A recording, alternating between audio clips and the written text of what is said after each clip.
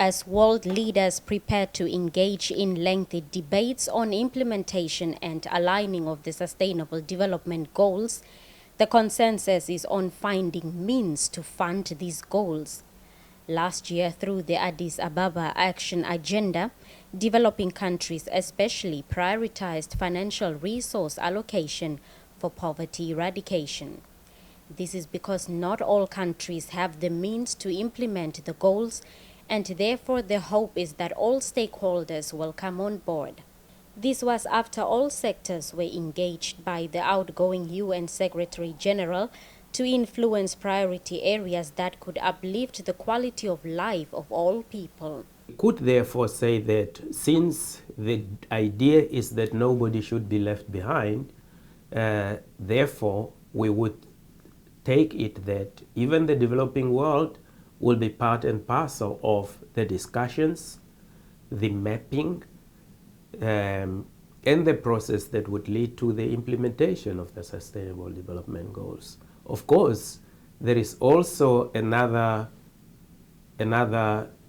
aspect to it, and that is that every nation would have to do its best in order to see how best it will align its national policies into addressing the issue of Sustainable Development Goals. Namibia is among the countries that are proactive in implementing some of the SDGs with the little resources at its disposal. More evident is the Declaration of Poverty Eradication, further closing the inequality gap. I'm happy that when our president came into office, he came with one of the main objectives to address the issues of poverty. And when you look at the Namibia Agenda 2030 or Vision 2030, it ties in exactly into the UN Development Agenda 2030. Fiji's ambassador and permanent representative to the UN, Peter Thompson, is the incoming president of the 71st UN General Assembly to spearhead the debates.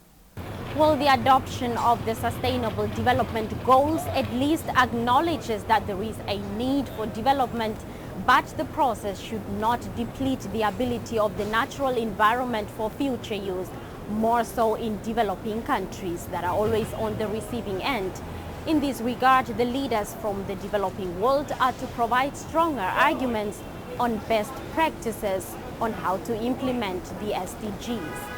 Blanche Correses, NBC News, New York.